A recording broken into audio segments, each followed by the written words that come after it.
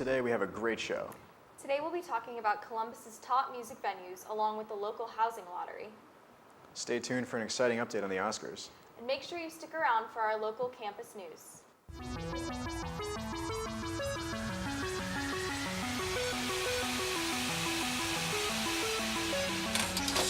We have a ton of other positions that we can rely on as far as This job has been an upcoming news. What services are offered to help international? Trying to keep a smile on your face, right? Scarlet.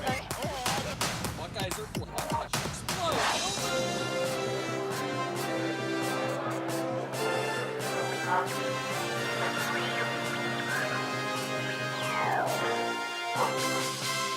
Hello and thank you for joining us this morning. I'm Matt Calhoun. And I'm Laura Falb. We're glad you're watching. Stay tuned. We have an exciting show for you today. Coming up, we have exciting football recruitment news and Ohio State's top recruitment draft picks. Up next, we have news on the abundance of Columbus's top music venues. College football's National Signing Day is always a busy time in Columbus and has become a pivotal point in the season. John Avermont reached out to one of the Buckeyes' incoming recruits, Jalen Harris.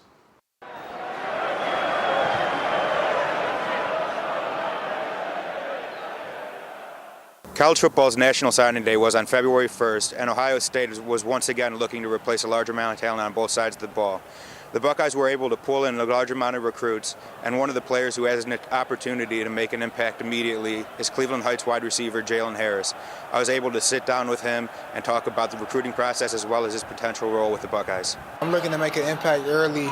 I just got to come in and work my butt off and grind every day in the classroom and on the field. The recruiting process gives these athletes an opportunity to meet with different coaches in different schools to make the right decision for their future. Starting off, it was pretty tough, but at the end of the day, I led the process. Just being able to have this opportunity to get recruited by a lot of top schools in the country, it get hard, but at the end of the day, it's a blessing. Playing multiple sports gives Jalen an opportunity to keep working throughout the year and make sure that he stays in good shape to play football. Two-sport athlete, it helped me. Basketball helped me actually on the court because I use a lot of muscles and different movements I don't get to use as much as on the field, and it helped me stay in shape. And I think basketball helped me prepare me for the next level. Developing relationships with the coaches is a major part of recruiting for these players. Ohio State was able to create a good relationship with Jalen to help influence his decision. The whole coaching staff, mainly Coach Alford, he was my recruiter for the area. Coach Smith, he's the receiver coach, and Coach Meyer. We all got pretty good relationships. They're my guys. They've been recruiting me hard, and they show mad love. For Buckeye TV, I'm John Avermont. This past weekend, the New England Patriots defeated the Atlanta Falcons in a historic Super Bowl win. Tom Brady now has 5 Super Bowl rings, making him the most awarded quarterback in NFL history. There's a few hundred feet separating 3 of Columbus's most frequent concert venues, the Basement, A&R Music Bar, and the newly branded Express Live. The concert halls, all belonging to premier Midwest entertainment company Promo West Productions, attract a wide variety and quantity of shows. Columbus has long been a place chock full of places to enjoy concerts. Zach Kolsar has the story. I'm standing within the few hundred feet that separate 3 of Columbus's most frequented concert halls, the Basement, A&R Music Bar, and the newly minted Express Live. These concert halls, all owned by premier Midwest entertainment company Promo West Productions, attract a quantity and quality of shows to the city. Saturday, January 28th, Buckeye TV News stood outside these venues to ask concert goers their opinions on the Columbus music. Say about the concerts you have been to here. I love the concerts here. I like any concert. That's my favorite thing to do. And what would you say about the venues that are here? Nationwide is good. This one's okay for what we're doing tonight. How often do you go to concerts in Columbus? I would say probably at least 3 times a year. And what's your favorite part about going to shows in this city? It's very easy to get to, great parking, great venues. What's your favorite part about this specific venue that you're going to tonight? I like that it's in the Arena District. You got restaurants, everything's close, and it's a big place, and it's a good place to watch a concert. And what would you say about your experience seeing a concert in Columbus? Oh, I enjoy it. We enjoy coming down here. Yeah, the restaurants are good. The hotels are good. It's a nice area. As you can see, people come from all over the place to enjoy concerts in Columbus, Ohio. For Buckeye TV News, I'm Zach Kolsar. Ohio State's off-campus area east of High Street is changing, and students are worried. Janaea has the story. Housing prices in the off-campus Ohio State area are on the rise for the 2017 to 2018 school year. Average rent prices have increased by $40 according to OSU's student government, and students are concerned. In recent years, off-campus housing leasing was generally full by mid-December. This year, as prices rise, many properties are still available to lease to date. The closer you are on campus and location-wise, you can pay so much. I mean, you're talking about $1,000 a month, and it's just kind of ridiculous to me. I just think it's that there are so few people who control all the marketing around here. There's only 3 or 4 companies that you can really rent through that are big names, and so at this point, I think they're more about the money than there are the people, because you hear horror stories all the time of them talking about people getting their rent jacked up and half their house is in shambles and the landlord refuses to do anything about it. According to the Lantern, Itzhak Ben David, associate professor of finance, stated, housing prices increased over this period since the economy is transitioning out of the 2009 recession. Rents typically follow home value appreciation. For an investor who owns a house, the alternatives are either to sell the house or to rent it. If sale prices increase, then rent increases as well. He says many other factors can also influence the housing market. There's kind of a captive audience that are wanting housing just off campus, so they kind of can get away with that. Reporting from BuckEye TV, this is Janaea Green. Trump's administration's recent executive order to restrict visits and immigration has been the cause of many controversies. Ibami Balagan has the story. I'm establishing new vetting measures to keep radical Islamic terrorists out of the United States of America. We don't want them here. President Donald Trump has promised many controversial countermeasures, one of which is the recent executive order banning refugees, dual citizens, and legal permanent residents from 7 different majority Muslim countries. Many people have taken to the streets to protest the ban and criticize Trump for alienating Muslim Americans. The dramatic change in the political atmosphere has been fast and quite often dark. Here's some Muslim students' opinion about the current events facing them. Have you personally experienced any changes or problems due to the political atmosphere?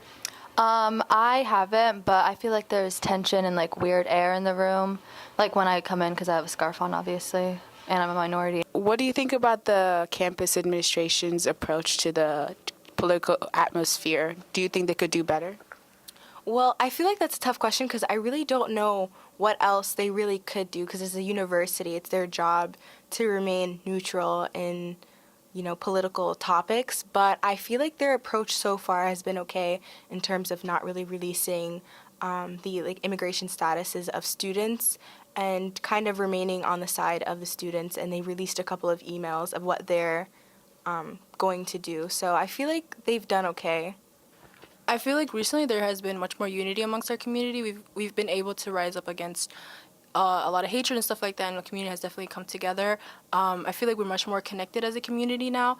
I am a bit optimistic because I feel like now we're starting to realize how much we need to rely on each other, and possibly going into the future that'll lead to better relations amongst members of the community. In moments like this in which people were meant to be divided, the student body came together in support of the refugees. Reporting for BuckEye TV, I am Ibami Balagan. With a large student population comes many student organizations, showing the wide array of talent that Ohio State students have to offer. Here is a story on one of them.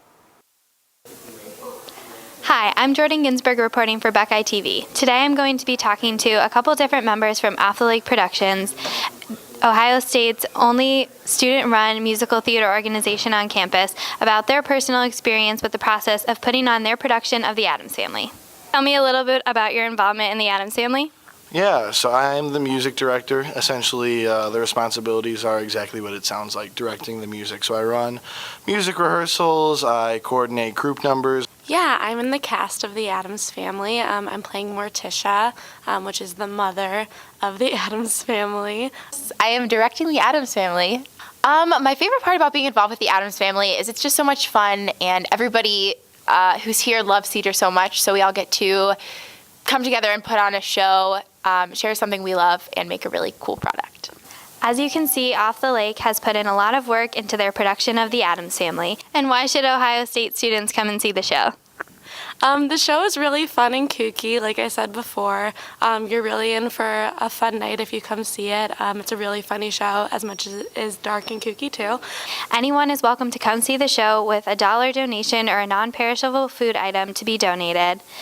The show will be put on the last weekend of February and the 1st of March in Hitchcock Hall. Thank you. This is Jordan Ginsburg with BuckEye TV. From housing to safety to getting involved, students here at OSU have a lot on their minds. Coming up, the Upperclassmen Housing Lottery, concealed gun laws on campus, And a very caffeinated new student organization.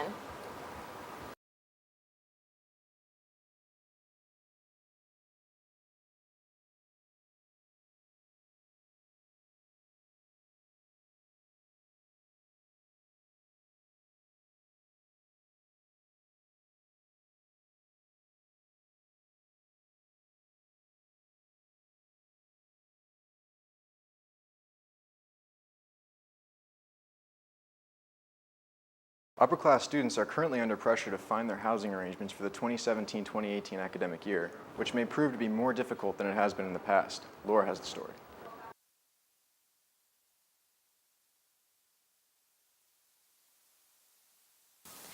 Every year, upper-class students are faced with the difficult task of finding their living arrangements for the fall.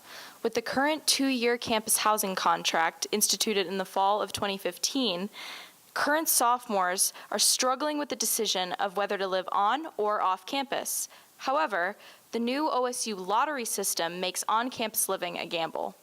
Because of the lottery system, I just took a chance and said, if I don't get it, then I'm lost, so I just went and found an apartment.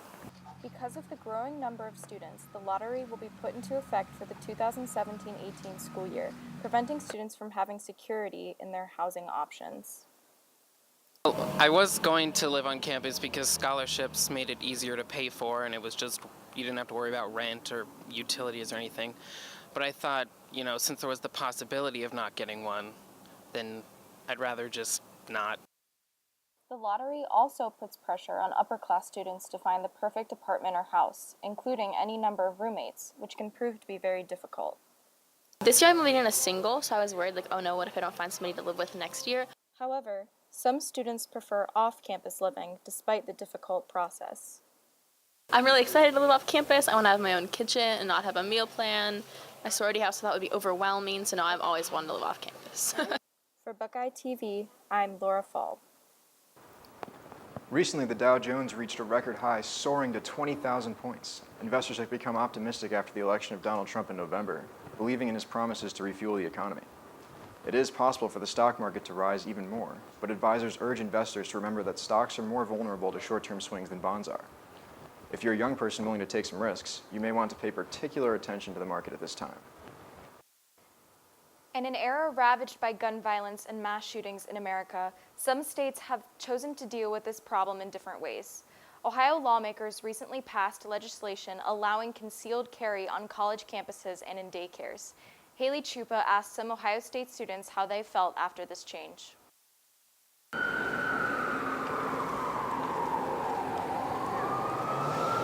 Hi, this is Haley Chupa from BuckEye TV, and today I'm reporting on the recently passed legislation in Ohio allowing concealed carry on college campuses. Today I'd like to ask some of the students on what their thoughts are. Ohio has been a concealed carry state since 2004, and it has always been pretty lenient when it comes to gun laws, only passing a few restrictions in addition to federal regulations. Representative Ron Magg proposed House Bill 48, giving more freedom to gun owners. Did you hear about the legislation passed in December allowing concealed carry on campus? Not right away when it happened, but more recently I have found out about that. And what was your reaction?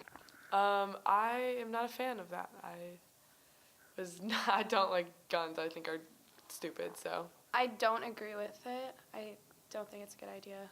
No, I did not hear about it, and so I didn't really have a reaction. Do you feel relatively safe on campus now? I do feel relatively safe, even though the concealed carry law is a thing. I honestly don't think about it during the day, just because we have so many, security on Ohio State's campus, and it's a big city, so, I feel comfortable knowing that there are actual, city cops around. Would you feel safer if you knew more people on campus were carrying legal guns? No. That would take away the safety, I think. Do you think Ohio State should allow concealed carry on campus? No, I don't. Definitely not. That's so dumb. We're like 19 years old. I don't know why any of us need guns. Well, there you have it, Buckeyes. Stay safe out there. This is Haley Chupa from BuckEye TV. With over 1,300 student organizations here on campus, it can be pretty easy to find something you enjoy. Samantha Blevins has the story on one particular group that will appeal to the interest of many. Most college students will tell you that they love coffee, but there are a few here who might love it more. Coffee Club is a new student organization that has a special interest very close to the hearts of college kids everywhere. We started it last semester, and Ethan, the president, and I have been friends for a number of years now, and he is very passionate about coffee, and so helping him out in creating the club was a very good time. A couple of friends got together and decided to share their love of coffee with OSU. They do a lot more than that, though. Good cup of coffee and what the difference is between regular decaf and actual espresso beans. You don't need a passion like Ethan's to join. What's your favorite part of the club? Tasting the coffee. I'm obsessed with coffee. I have to have at least 3 cups of coffee during the day, and I thought it'd be interesting to learn how do you make it. Luckily, you don't have to wait until the beginning of the year to become a member. The club is open membership. Primarily, people actually reach out to me through email is number one. Reporting for BuckEye TV, I'm Samantha Blevins. Has Hollywood redeemed themselves? After facing backlash from lack of diversity in the 2016 awards, the recently released list of 2017 Oscar nominees has restored faith in the Academy. Stay tuned to find out who received a nomination this year and hear some opinions from some OSU film students.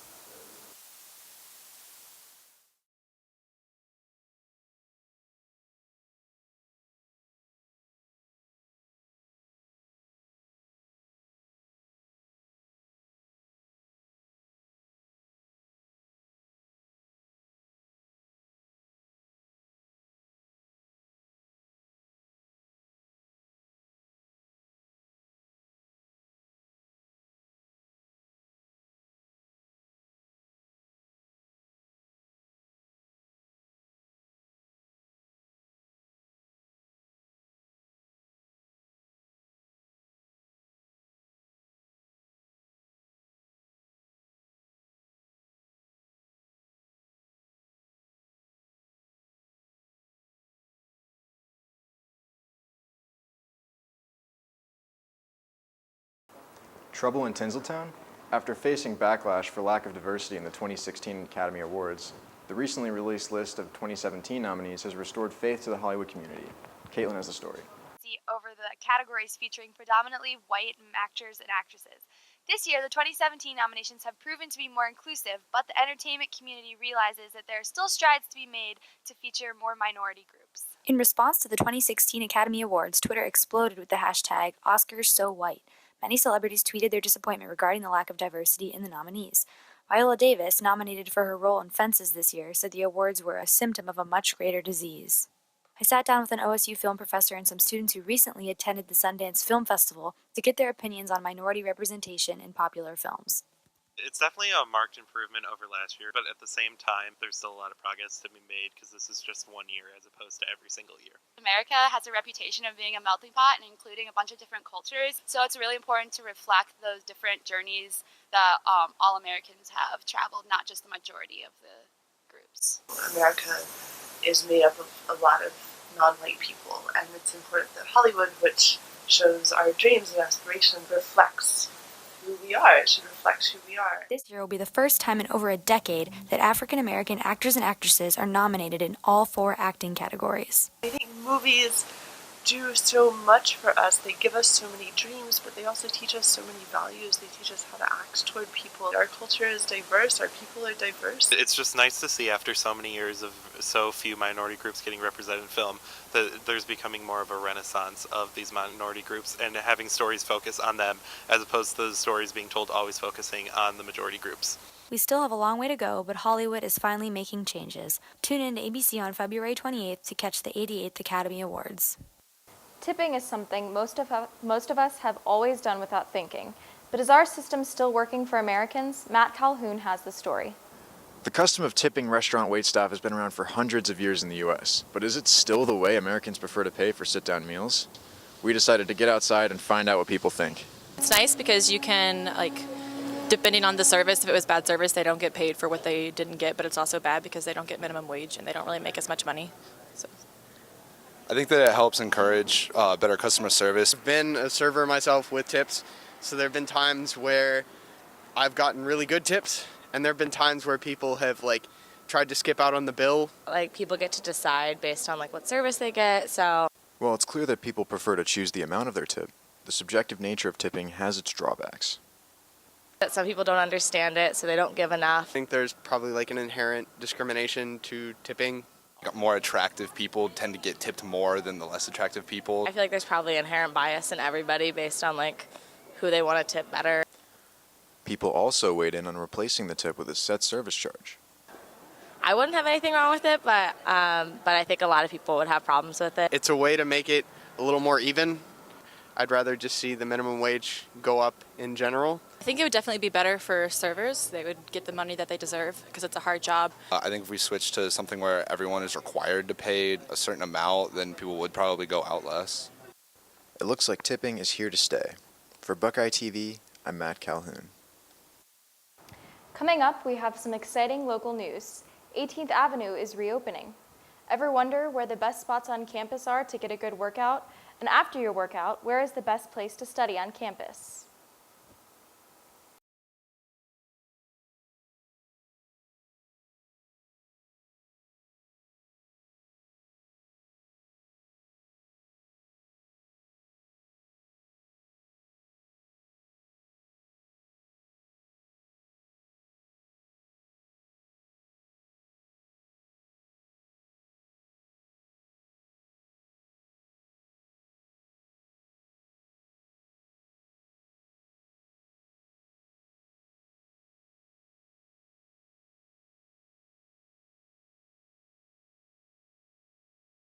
Reporting here today for BuckEye TV, this is Adam Klein on 18th Ave, which has recently reopened this semester after being closed for over a year and a half due to construction. Did you find at any time with the construction on 18th Ave, did that affect your trip to class at all? Yeah, especially to Calkins Hall, because I live behind McDonald's, so. I lived on 8th, and I've been living on 8th, so the travel to get from 8th and across campus, normally with 18th being closed is kind of hard, and with it being open, it makes it a lot more convenient for me to at least travel from South Campus to North Campus. With cars no longer being allowed access on the road, students can enjoy a safer and shorter walk to class. This is Adam Klein reporting for BuckEye TV. Ohio State provides one of the top gyms in the country. The Recreational and Physical Activity Center, or RPAC, includes state-of-the-art equipment and other health and fitness amenities. Here is Alyssa with more on the RPAC. Health and fitness are a huge part of campus life here at Ohio State. I'm here at the RPAC to talk to some students and see why they love this facility so much. I love all of the different classes we have here, and we have a lot of rooms that we can use because I'm a dancer, so I like to be able to choreograph and do different things than just run on a treadmill, so it's very versatile. They have so many materials that you can use in 6 basketball courts, I think. And they have food, so it's just got everything that you need to exercise or that you'd need on campus. In terms of working out, I just like having all the equipment. I can really do what I want to do. This $140 million facility has 4 gyms with 12 multi-purpose rooms, 10 racquetball courts, and a 4-lane track, as well as many other rooms. The RPAC is free of cost for full-time students, and passes are available to purchase for non-students. Just because this is one of the largest in the country, I think students really like having the atmosphere of the RPAC. It's the best one by far. It's got the most diversity. It's got weights, it's got classes, it's got basketball courts indoors, so I'd say it's the best. The RPAC is so much better. I always come here. There's just so much more to do here and so much more open space. With over 500,000 square feet of recreation, you can see why students may favor the RPAC so much. It keeps them happy and healthy. Reporting live from BuckEye TV, I'm Alyssa Jaslowski. Struggling to find the best places to study this midterm season? Here's Bryn with the scoop on what buildings to try and what buildings to avoid this spring. With midterm season quickly approaching, the libraries on Ohio State's campus tend to get a little cramped. Although there are 598 buildings on campus, there seemed to be one building that was favored by students. I like studying on campus, so that's Thompson Library is probably my go-to. I like going to the big glass room in there, studying. My favorite place to study is Thompson. I really like the layout and the architecture, and I like open spaces. I don't like cramped spaces like SEL. During midterm season, usually I go to like a cafeteria because they're not that busy. Like Scott's pretty good, and then the Union cafeteria. Even though it's a little bit busy, it's where I usually go. Aside from libraries, a lot of students are unaware that they may have swipe access to buildings due to their class schedule. I have swipe access to the Keith B. Key Learning Center. I don't know if I'm supposed to swipe in anytime I want, but I do, and I can study here. They have sofas up on the second level, and you can just sit there and study. You can look out the window, and it's just real pretty. In the summertime, when you can go outside without your face hurting, one of my favorites is like the OSU Botany Center. It's where they have a lot of different plants and stuff and benches, so I like to sit out there and study. Reporting for Buckeye TV, this is Bryn Ladner. Thanks for joining us. See you next time.